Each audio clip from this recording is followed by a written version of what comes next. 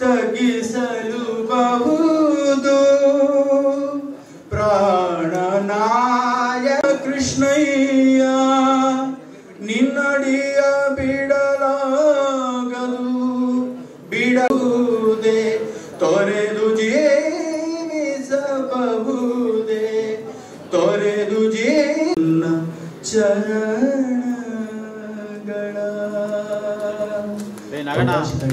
ಒಂದು ವೈಡ್ ಸ್ವಲ್ಪ ಒಂದೇ ನಿಮಿಷ.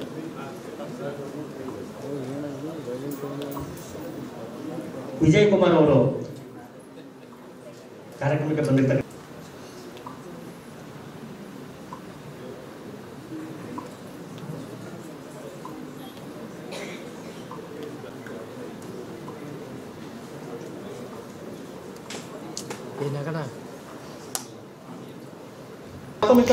ಜಿಲ್ಲಾ ಮಟ್ಟದ ಸಂವಿಧಾನ ಓದು ಕಾರ್ಯಕ್ರಮ ಉದ್ಘಾಟನೆಯನ್ನ ಸಂವಿಧಾನ ಓದು ಕಾರ್ಯಕ್ರಮಕ್ಕೆ ನ್ಯಾಯಾಧೀಶ ಎಚ್.ಎಸ್. ನಾಗಮೋಹನ್ ಕಾರ್ಯಕ್ರಮಕ್ಕೆ ಚಾಲನೆ ನೀಡಿದರು. ಶಿವಮೊಗ್ಗ ಜಿಲ್ಲಾ ಮಟ್ಟದ ಸಂವಿಧಾನ ಓದು ಅಧ್ಯಯನ ಶಿಬಿರಕ್ಕೆ ಚಾಲನೆ ನೀಡಲಾಗಿದ್ದು ಮಲ್ಗೇನಹಳ್ಳಿಯ ಸನ್ನಿಧಿ ಸಭಾಂಗಣದಲ್ಲಿ ಕಾರ್ಯಕ್ರಮವನ್ನು ಆಯೋಜಿಸಲಾಗಿತ್ತು. ಸಂವಿಧಾನ ಓದು ಅಭಿಯಾನ ಕರ್ನಾಟಕ ಸಮಾನ ಮನಸ್ಕ ಸಂಘಟನೆಗಳಿಂದ ಶಿಬಿರ ಆಯೋಜನೆಗೊಳಿಸಲಾಗಿತ್ತು. ಇನ್ನು ಕಾರ್ಯಕ್ರಮದಲ್ಲಿ ಸಚಿವ ಮಧು ಬಂಗಾರಪ್ಪ, ಜಿಲ್ಲಾಧಿಕಾರಿ ಗುರುದತ್ ಹೆಗಡೆ, ಜಿಲ್ಲಾ ಪಂಚಾಯತ್ ಸಿಇಒ ಹೇಮಂತ್, ಕುವೆಂಪು ವಿಶ್ವವಿದ್ಯಾಲಯ ಉಪಕುಲಪತಿ ಶರತ್ ಅನಂತಮೂರ್ತಿ, ಬೋವಿ ನಿಗಮದ ಅಧ್ಯಕ್ಷ ರವಿಕುಮಾರ್, ವಕೀಲ ಶ್ರೀಪಾಲ್ ಸೇರಿದಂತೆ ಅನೇಕ ಗಣ್ಯರು ಭಾಗಿಯಾಗಿದ್ದರು.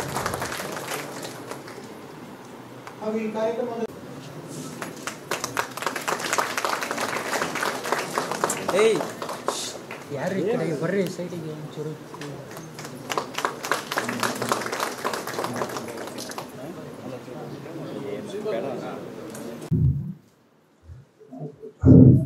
ಸರ್ ನಮಸ್ಕಾರ ಸರ್, ಚೆನ್ನಾಗಿದ್ದಾರೆ ಸರ್. ನಮ್ಮ ತಂದೆಯವ್ರ ಆತ್ಮೀಯರು ಸರ್. ಸೊ ನಾನು ಏನ್ ಮಾಡ್ತಾ ಇದ್ದೆ ಸರ್, ಸಂವಿಧಾನ ಪೀಠಿಕೆಯನ್ನ ನಾವು ಎಲ್ಲ ಮಕ್ಕಳನ್ನು ಕೂಡ ಓದ್ಬೇಕಾಗತ್ತೆ. ಫಸ್ಟ್ ಓದ್ತಾರೆ, ಆಮೇಲೆ ಅದನ್ನ ಅರ್ಥ ಮಾಡಿ ಹೇಳ್ಕೊಡ್ತಕ್ಕಂಥ ಕೆಲಸ ತಂದೆ ತಾಯಿಯವ್ರ ಸ್ಥಾನದಲ್ಲಿ ಇರ್ತಕ್ಕಂಥ ಗುರುಗಳು ಕೂಡ ನೀವು ಮಾಡಬೇಕು ಅಂತ ಹೇಳಿ ನಾವು ಇವತ್ತು ಆದೇಶವನ್ನ ನಾವೆಲ್ಲ ಮಾಡಿದ್ವಿ. ಅದ್ರ ಜೊತೆಗೆ ನಾನು ಬುಕ್ಸ್ ನಾನು ತೋರಿಸ್ತಾ ಇದ್ದೆ ನಾನು ಜಸ್ಟಿಸ್ ಅವರಿಗೆ. ಏನಂತ ಹೇಳಿದ್ರ, ನಾವು ಗಾಂಧಿ ಭಾರತ ಅಂತ ಹೇಳಿ ನಾವು ಇವತ್ತು ನಮ್ಮ ಸರ್ಕಾರದಿಂದ ಆಚರಣೆ ಮಾಡ್ತಾ ಇದ್ದೇವೆ. ಅಂದ್ರೆ ಇವಾಗ ಗಾಂಧಿ ಭಾರತ ಇಡೀ ನಮ್ಮ ಗಾಂಧಿಯವರು ACC ಸೆಷನ್ಗೆ ಬೆಳಗಾವಿಗೆ ಬಂದು 1 ವರ್ಷ ಆಯ್ತು ಅಂತ ಹೇಳಿ ನಮ್ಮ ಸರ್ಕಾರದಿಂದ ಕಾರ್ಯಕ್ರಮನೇ ಮಾಡ್ಬಿಟ್ವಿ. ನಾವು ಗಾಂಧಿ ಭಾರತ ಅಂತ ಹೇಳಿ ನಾವು ಸಂಭ್ರಮ ಮಾಡ್ಬೇಕು 1 ವರ್ಷ ಅಂತ ಹೇಳಿ. ಯಾಕಂದ್ರೆ ಗಾಂಧಿನೂ ಒಂದ್ ದಿವಸ ಏನಾದ್ರು ಮರ್ತು ಬಿಡ್ತಾರ ನಮ್ಮ ಮಕ್ಕಳು ಅಂತ ಹೇಳಿ ಭಯ ಕೂಡ ಒಂದ್ ಕಡೆಗಿದೆ. ಗಾಂಧಿ ಯಾರು ಅಂತ ಕೇಳಿದ್ರೆ ಇಲ್ಲ, ಅದು 500 ರೂಪಾಯಿ ನೋಟಲ್ಲಿ ಇದೆಯಲ್ಲ ಅವ್ರ ಅಂದ್ಬಿಡ್ತಾರ. ಆ ದಿವಸ ಬರಬಾರ್ದು ಅಂತ ಹೇಳಿ ಇವತ್ತು ನಮ್ಮ ಪುಸ್ತಕದೊಳಗೆ ಮುಂದ್ಗಡೆ ಗಾಂಧಿ ಭಾರತ, ಒಳಗೆ ಸಂವಿಧಾನ ಪೀಠಿಕೆ, ಮತ್ತೆ 7 ಪಾತಕಗಳು. ಅಂದ್ರೆ ಏನು ನಾವು ಮಾಡಬಾರದು ನಮ್ಮ ಇದ್ರೊಳಗೆ ಗಾಂಧಿಯವರು ಧ್ಯಾನ ಮಾಡತಕ್ಕಂತ ಇದನ್ನ 10 ಕೋಟಿ ಬುಕ್ಸ್ ಅಲ್ಲಿ ಇವತ್ತು ನನ್ನ ಇಲಾಖೆಯಿಂದ ನಾವು ಪ್ರಿಂಟ್ ಮಾಡಿ ಎಲ್ಲಾ ಮನೆಯಲ್ಲೂ ಕೂಡ ಇವತ್ತು SSLC ಸಿಲೆಬಸ್ ಅಲ್ಲಿ ನಾವು ಮಾಡಿದ್ವಿ. ಇದು ಮಾಡಿದ ಇಷ್ಟೇ ಕಾರಣ, ಅದೇನು ಜಾಸ್ತಿ ಖರ್ಚೇನಾಗಿಲ್ಲ, ಯಾಕಂದ್ರೆ ಪ್ರಿಂಟ್ ಮಾತ್ರ ಆಗಿರೋದು. ಆದ್ರೆ ಮಕ್ಕಳು ಅದನ್ನು ಓದಬೇಕು. ನಮಗದು ಅವಕಾಶ ಸಿಗ್ಲಿಲ್ಲ, ಆದ್ರೆ ಅದ ಅವಶ್ಯಕತೆ ಇವತ್ತು ಇದೆ ಅಂತ ಹೇಳಿ ನಾನು ಭಾವಿಸ್ತೀನಿ. ಅದಕ್ಕೆ ಅನ್ಸುತ್ತೆ ಇವತ್ತು ಜಸ್ಟಿಸ್ ಅವರು ಇಂತಹ ವ್ಯಕ್ತಿಗಳೆಲ್ಲ ಇವತ್ತೆಲ್ಲ ನಾವು ಸೇರ್ಕೊಂಡಿದೀವಿ ಅಂದ್ರೆ ಸಂವಿಧಾನವನ್ನ ಕೊಟ್ಟಿರೋದು ಪುಣ್ಯ, ಆದ್ರೆ ಉಳಿಸ್ಕೊಳ್ತಕ್ಕಂಥ ಸ್ಥಿತಿ ಬಂದಿದೆ ಅಂದ್ರೆ ಇದು ಬಹಳ ಡೇಂಜರ್, ಇದು ಒಳ್ಳೇದಲ್ಲ. ಇದನ್ನ ಉಳಿಸ್ಕೊಂಡು ಬೆಳೆಸ್ಕೊಂಡು ಹೋಗ್ತಕ್ಕಂಥ ಕೆಲಸವನ್ನ ನಮ್ಮಂತ ದೇಶದಲ್ಲಿ ಮಾಡಿದಾಗ ನಾವೆಲ್ಲರೂ ಕೂಡ ಒಟ್ಟಿಗೆ ಹೋಗ್ತಕ್ಕಂಥ ಒಂದು ವ್ಯವಸ್ಥೆ ಆಗಬೇಕು. ಅನಿವಾರ್ಯವಾಗಿ ರಾಜಕಾರಣಿಗಳು ಬಂದು ನಾವು ಭಾಷಣ ಮಾಡ್ತೀವಿ, ಅದಿರ್ಲಿ ಒಂದು ಕಡೆಗೆ, ಆದ್ರೆ ದೇಶ ಒಗ್ಗಟ್ಟಾಗಿರ್ಬೇಕಂತ ಹೇಳಿದ್ರೆ ಆ ಸಂವಿಧಾನದ ಮೌಲ್ಯವನ್ನ ಮಕ್ಕಳಿಗೆ ಆ ಚಿಗುರು ಹೊಡೆಯಕ್ಕಿಂತ ಮುಂಚೆ ಅದಕ್ಕೆ ಬಂದು ಬಿಟ್ರೆ ಆರಾಮಾಗಿ ಮಾಡ್ಕೊಳ್ತಾರೆ. ನಮ್ಮ ದೇಶ ಏನಾದ್ರು ಒಳ್ಳೇದಾಗಬೇಕಂದ್ರೆ ಹೇಳಿದ್ರೆ ರಾಜಕಾರಣಿಗಳಿಂದ ಪಕ್ಷಗಳಿಂದ ಆಗ್ತಾವೇನೋ ಗೊತ್ತಿಲ್ಲ, ಆದ್ರೆ ಬಾಬಾ ಸಾಹೇಬ್ ಅಂಬೇಡ್ಕರ್ ಅವರು ಏನ್ ನಮಗೆ ಮಾರ್ಗದರ್ಶನವನ್ನು ಹಾಕೊಟ್ಟಿದ್ದಾರೆ ಆ ಮಾರ್ಗದರ್ಶನದಿಂದ ಮಾತ್ರ ಈ ದೇಶ ಉದ್ಧಾರ ಆಗೋದು ಹೊರತು ಈ ನಾಡನ್ನು ಆಗೋದಿಲ್ಲ ಅಂತಕ್ಕಂಥದ್ದು ಅದು ನನ್ನ ಭಾವನೆ, ನನ್ನ ಇದು. ನನಗೆ ಬಹಳ ನಾನು ತಿಳ್ಕೊಂಡಿರ್ಲಿಲ್ಲ, ಆದ್ರೆ ಒಬ್ಬ ಶಿಕ್ಷಣ ಸಚಿವನಾಗಿ ನಾನು ಎಷ್ಟೊಂದ್ ಕಡೆ ಹೇಳಿದೀನಿ. ಅದು ಬಾಬಾ ಸಾಹೇಬ್ ಅಂಬೇಡ್ಕರ್ ಅವರು ಹೇಳಿದ್ದಾರೆ, ದೇವಸ್ಥಾನದ ಗಂಟೆ ಎಷ್ಟು ಸತಿ ಹೊಡಿತದೋ, ಯಾವಾಗ ಹೊಡಿತದೋ, ಎಷ್ಟು ಗಂಟೆ ಕೇಳಿಸ್ತೋ ಗೊತ್ತಿಲ್ಲ, ಆದ್ರೆ ಈ ದೇಶ ಉದ್ಧಾರ ಆಗಬೇಕಂದ್ರೆ, ಮಕ್ಕಳು ಉದ್ಧಾರ ಆಗ್ಬೇಕಂದ್ರೆ ಶಾಲೆಯ ಗಂಟೆ ಕರೆಕ್ಟ್ ಆಗಿ ಆ ಟೈಮಿಗೆ ಹೊಡಿಬೇಕು, ಅದು ಎಲ್ಲರೂ ಕೇಳಬೇಕು, ಅವಾಗ ಮಾತ್ರ ಅದು ಸಾಧ್ಯ. ಅದಕ್ಕೆ ಇವತ್ತು ಅಂತ ಕೆಲಸವನ್ನ ಇವತ್ತು ಮಾನ್ಯ ಸಿದ್ದರಾಮಯ್ಯ ಅವರು ನನ್ನ ಮೇಲೆ ಬಹಳ ದೊಡ್ಡ ಇಲಾಖೆ ಸುಮಾರು 38% ಸರ್ಕಾರಿ ನೌಕರರು ಎಲ್ಲಿದ್ದಾರೆ?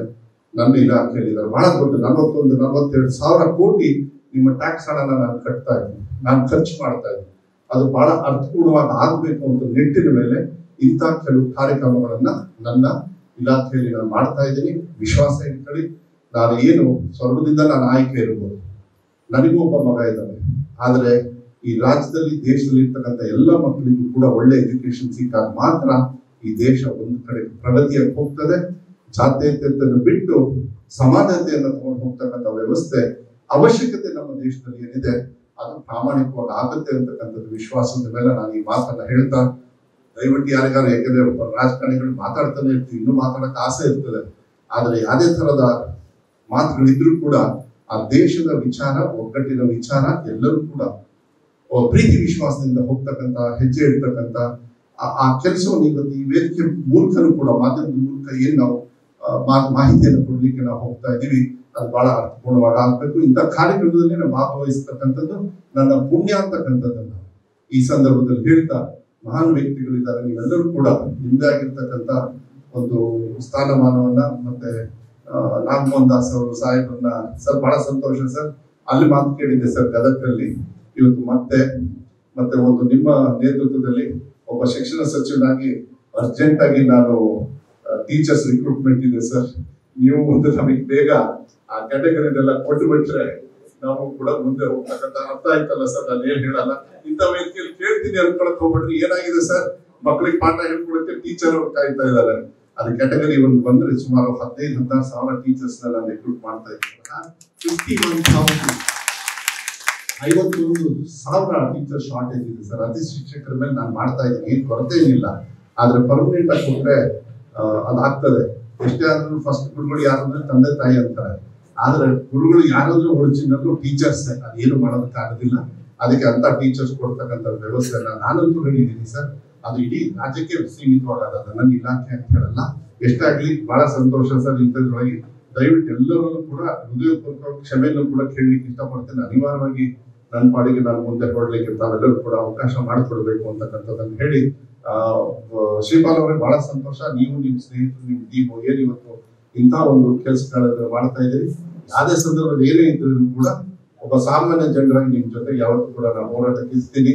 ಇಂಥ ವ್ಯಕ್ತಿಗಳು ಬಂದಾಗ ನಮಗೆ ಮಾರ್ಗದರ್ಶನ ಕೊಟ್ಟಾಗ ನಮ್ಮ ಪುಣ್ಯ ಅಂತಕ್ಕಂಥದ್ದನ್ನು ಹೇಳಿ, ಇವತ್ತು ಸಂವಿಧಾನ ಓದು ಅಧ್ಯಾಯವನ್ನ ಈ ಉದ್ಘಾಟನಾ ಗೋಷ್ಠಿ ಆದ ನಂತರ ನಂದೇ ಒಂದು ಸಬ್ಜೆಕ್ಟ್ ಬಗ್ಗೆ ವಿಚಾರ ಇದೆ. ಹಾಗಾಗಿ ನಾನು ಈ ಸಂದರ್ಭದಲ್ಲಿ ಹೆಚ್ಚು ಮಾತಾಡಕ್ ಹೋಗಲ್ಲ. ಇಲ್ಲಿ ಅನೇಕ ಜನ ನನ್ನ ಆತ್ಮೀಯರಿದ್ದಾರೆ, ಅಶೋಕ್ ಇದ್ದಾರೆ, ದಯಾನಂದ್ ಇದ್ದಾರೆ, ಇತರ ಅನೇಕ ಜನ ಗೆಳೆಯರು ಇಲ್ಲಿ ನನಗೆ ಬೇಕಾದವರು ಇದ್ದಾರೆ.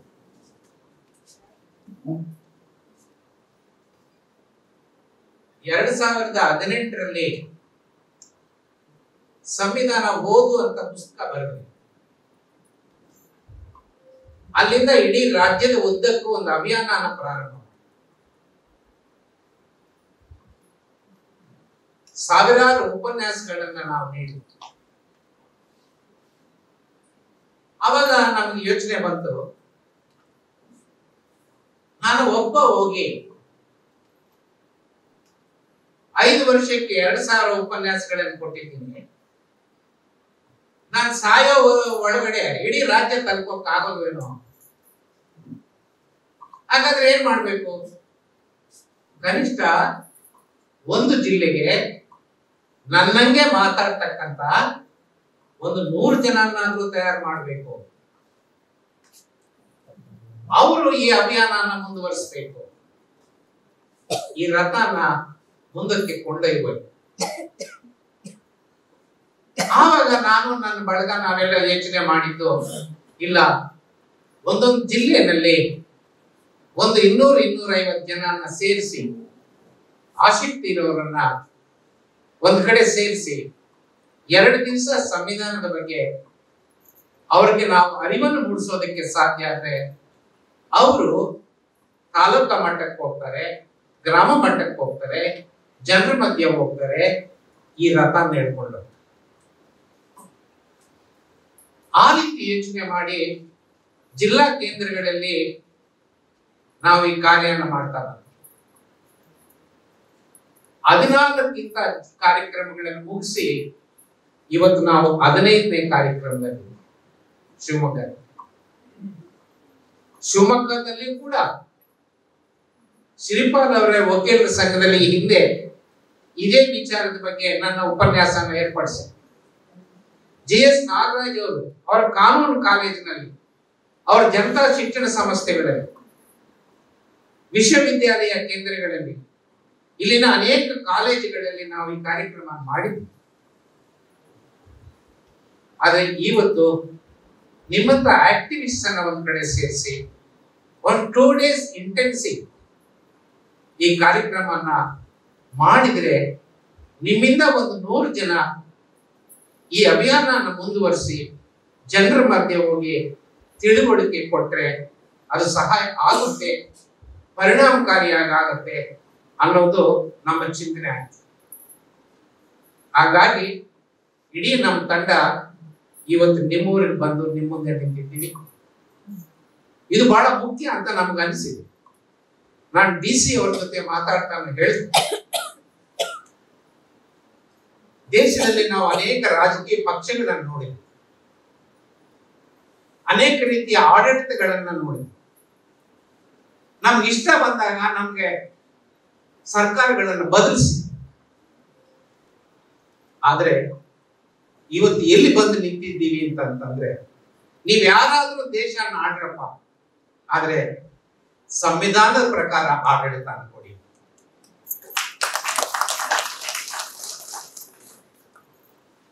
ಸಂವಿಧಾನದ ಪ್ರಕಾರ ಆಡಳಿತ ನಮ್ಗೆ ಸಿಕ್ಕಿದ್ರೆ ಬಹಳ ಬೇಗ ನಮ್ಮ ಸಮಸ್ಯೆಗಳು ಪರಿಹಾರ ಆಗ್ತವೆ. ನಮ್ಮ ಮುಂದೆ ಇರ್ತಕ್ಕಂಥ ಸವಾಲುಗಳನ್ನ ನಾವು ಹಿಮ್ಮೆಟ್ಟಿಸಬಹುದು ಅನ್ನುವ ದೃಢ ವಿಶ್ವಾಸ ಸಂವಿಧಾನ ಓದು ಬಳಗಕ್ಕಿದೆ. ಹಾಗಾಗಿ ನಮ್ಮ ಮುಂದೆ ಇರ್ತಕ್ಕಂಥ ಒಂದೇ ಒಂದು ದಾರಿ ಯಾವುದು ಅಂತಂದ್ರೆ ಅದು ಸಂವಿಧಾನದ ದಾರಿ. ಆ ಸಂವಿಧಾನದ ದಾರಿಯಲ್ಲಿ ನಾವೆಲ್ಲ ಮುನ್ನಡೆದ್ರೆ ಖಂಡಿತವಾಗಿಯೂ ಸಹ ನಾವು ಯಶಸ್ಸನ್ನು ಸಾಧಿಸಬಹುದು ಅನ್ನೋ ವಿಶ್ವಾಸ. ನಾನೊಬ್ಬ ಕಾನೂನು ವಿದ್ಯಾರ್ಥಿಯಾಗಿ, ಒಬ್ಬ ವಕೀಲನಾಗಿ, ಒಬ್ಬ ಜಡ್ಜ್ ಆಗಿ, ಸುಪ್ರೀಂ ಕೋರ್ಟ್ ನ ಡೆಸಿಗ್ನೇಟೆಡ್ ಸೀನಿಯರ್ ಅಡ್ವೊಕೇಟ್ ಆಗಿ ಇಷ್ಟೆಲ್ಲ ನನ್ನ ಸಾರ್ವಜನಿಕ ಜೀವನ ಕ್ಷೇತ್ರದಲ್ಲಿ ನನಗೆ ಸರಿಯಾದಂತ ಮಾರ್ಗ ಕಂಡು ಬಂದಿದ್ದೆಲ್ಲಿ ಅಂತಂದ್ರೆ ಅದು ಸಂವಿಧಾನ.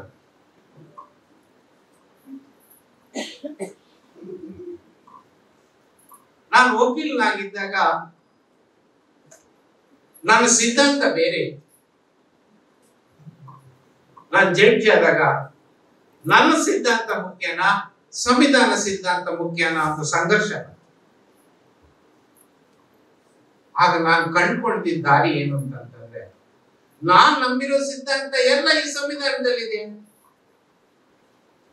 ಹಾಗಾಗಿ ಸಂವಿಧಾನದ ದಾರಿಯನ್ನ ನಾವು ಅನುಸರಿಸಿದ್ರೆ ಅದು ಸರಿಯಾದ ದಾರಿ ತೋರಿಸುತ್ತೆ ಅನ್ನೋದು ನಾನು ವಿಶ್ವಾಸ. ಹಾಗಾಗಿ ಯಾರು ಸಂವಿಧಾನವನ್ನ ಸರಿಯಾದ ರೀತಿಯಲ್ಲಿ ಅರ್ಥ ಮಾಡ್ಕೊಳ್ಳೋಕೆ ಸಾಧ್ಯ ಆಗುತ್ತೋ ಅವರು ಯಾವಾಗಲೂ ಸರಿದಾರಿಯಲ್ಲಿ ಮುಂದುವರಿಯೋದಕ್ಕೆ ಸಾಧ್ಯ. ಅದಕ್ಕೆ ನಿಮ್ಗೊಂದು ಸಣ್ಣ ಎಕ್ಸಾಂಪಲ್ ಕೊಡ್ತೀನಿ. ನಾನು ಜಡ್ಜ್ ಆಗಿದ್ದಾಗ ನಾನು ಕಲ್ತಂತ ಪಾಠನ್ನೇ ನಮ್ ಜಡ್ಜಿಗಳಿಗೆ ಪಾಠ ಹೇಳ್ಬೇಕಂದ್ರೆ ನಾನು ಅವ್ರಿಗೆ ಹೇಳ್ತೀನಿ. ನಮ್ಮ ನ್ಯಾಷನಲ್ ಜುಡಿಷಿಯಲ್ ಅಕಾಡೆಮಿನಲ್ಲಿ ನಾನು ಪಾಠ ಹೇಳಿದ್ದೀನಿ, ಸ್ಟೇಟ್ ಜುಡಿಷಿಯಲ್ ಅಕಾಡೆಮಿನಲ್ಲಿ ನಾನು ಪಾಠ ಹೇಳಿದ್ದೀನಿ, ಅನೇಕ ಜಿಲ್ಲೆಗಳ ಅಡ್ಮಿನಿಸ್ಟ್ರೇಟಿವ್ ಜಡ್ಜ್ ಆಗಿ ಶಿವಮೊಗ್ಗವನ್ನು ಒಳಗೊಂಡ ನಮ್ಮ ಜಡ್ಜಿಗಳಿಗೆ ನಾನು ಪಾಠ ಹೇಳ್ತೀನಿ. ಆಗ ನಾನು ಹೇಳ್ತಾ ಇದ್ದೀನಿ ನಮ್ಮ ಜಡ್ಜಿಗಳಿಗೆ ಇಷ್ಟೇ, ಪ್ರತಿಯೊಬ್ಬ ಜಡ್ಜು ಪ್ರತಿ ದಿವಸ ತಾನು ಬರೆದಂತ ಜಡ್ಜ್ಮೆಂಟ್ ಡೆಮೋಕ್ರೆಟಿಕ್ ಅನ್ಡೆಮೋಕ್ರೆಟಿಕ್, ಸೆಕ್ಯುಲರ ನಾನ್ ಸೆಕ್ಯುಲರ, ಸೋಷಿಯಲ್ ಜಸ್ಟಿಸ್ ಪರನ ಸೋಷಿಯಲ್ ಜಸ್ಟಿಸ್ ವಿರೋಧನ, ಈ ಟೆಸ್ಟ್ ಅಲ್ಲಿ ನೀವು ಪಾಸ್ ಆದ್ರೆ ನಿಮ್ ಜಡ್ಜ್ಮೆಂಟ್ ಸುಪ್ರೀಂ ಕೋರ್ಟ್ ವರೆಗೂ ಅಪೀಲ್ ಆಗುತ್ತದೆ. ಅಷ್ಟು ಕಾಪಾಡ್ತಾರೆ. ಅದೇ ರೀತಿ ಒಬ್ಬ ಜಿಲ್ಲಾಧಿಕಾರಿ, ಒಬ್ಬ ಸಿಇಒ, ಒಬ್ಬ ಚಾನ್ಸಲರ್, ವೈಸ್ ಚಾನ್ಸಲರ್, ಒಬ್ಬ ತಹಸೀಲ್ದಾರ್, ಒಬ್ಬ ಸೋಷಿಯಲ್ ವೆಲ್ಫೇರ್ ಆಫೀಸರ್, ಒಬ್ಬ ಪೊಲೀಸ್ ಆಫೀಸರ್, ಇವರೆಲ್ಲಾ ಕ್ಷೇತ್ರಗಳಲ್ಲೂ ತಾವು ಮಾಡ್ತಕ್ಕಂಥ ಕೆಲಸ ಸಂವಿಧಾನದ ಆಶಯಗಳಿಗೆ ಅನುಗುಣವಾಗಿ ಇದೆ ಅಂತ ಇದ್ರೆ ಅವ್ರ ದಾರಿ ಸರಿ ಇದೆ, ಅವ್ರು ಎಡುವಲ್ಲ, ಅವ್ರು ತಪ್ಪು ಮಾಡಲ್ಲ. ಹಾಗಾಗಿ ನಮ್ಮೆಲ್ಲರಿಗೂ ಇವತ್ತು ಉಳಿದಿರೋ ದಾರಿ ಸಂವಿಧಾನದ ದಾರಿ. ಈ ಸಂವಿಧಾನವನ್ನ ನಿಮ್ಗೆ ತಿಳಿಪಡಿಸ್ತಕ್ಕಂಥ, ಅದರ ಬಗ್ಗೆ ಅರಿವು ಮೂಡಿಸ್ತಕ್ಕಂಥ ಒಂದು ಕೆಲಸದಲ್ಲಿ ಇವತ್ತು ನಾವು ತೊಡಗಿ ಇಂಥ ಒಂದು ಅದ್ಭುತವಾದಂತ ಒಂದು ಕಾರ್ಯಕ್ರಮಕ್ಕೆ ಅನುವು ಮಾಡಿಕೊಟ್ಟಿರ್ತಕ್ಕಂಥ ಶ್ರೀಪಾಲ್ ಅವರಿಗೂ, ಇಲ್ಲಿನ ಜಿಲ್ಲಾಧಿಕಾರಿಗಳಿಗೂ, ಇಲ್ಲಿನ ಸಿಇಒರು, ಇಲ್ಲಿನ ಸಂಸ್ಥೆಯ ಮುಖ್ಯಸ್ಥರಾದ ಫಾದರ್ ಅವರಿಗೂ, ನಮ್ಮ ಸೋಷಿಯಲ್ ವೆಲ್ಫೇರ್ ಡಿಪಾರ್ಟ್ಮೆಂಟ್ ಅವರಿಗೂ, ಈ ರೀತಿ ಅನೇಕ ಜನರು ನೀವು ಕೈ ಜೋಡಿಸಿದ್ದೀರಾ. ನಿಮ್ಮೆಲ್ಲರಿಗೂ ಸಂವಿಧಾನ ಓದುವ ಅಭಿಯಾನದ ಪರವಾಗಿ ನಾನು ತುಂಬ ಹೃದಯದ ಧನ್ಯವಾದಗಳನ್ನು ಸಲ್ಲಿಸ್ತೇನೆ. ನಿಮ್ಮ ಸಹಕಾರ ಇದೇ ರೀತಿ ಇರಲಿ. ಇನ್ನು ಹೆಚ್ಚಿನ ಕಾರ್ಯಕ್ರಮಗಳಲ್ಲಿ ನೀವು ಮಾಡೋಣ, ಜನರ ಮಧ್ಯೆ ಹೋಗಿ ಜನರಿಗೆ ಅರಿವನ್ನ ಮೂಡಿಸೋಣ. ಆ ಮುಖಾಂತರ ದೇಶನ ಕಟ್ಟೋ ಕೆಲಸದಲ್ಲಿ ನಾವೆಲ್ಲ ನಿರತರಾಗೋಣ ಅಂತ ಹೇಳ್ತಾ, ನಿಮ್ಮೆಲ್ಲರಿಗೂ ಇಷ್ಟೊಂದು ಆಸಕ್ತಿಯಿಂದ ಅದರಲ್ಲಿ ನಾನು ಬಹಳ ಸಂತೋಷ ಆಗಿರೋದು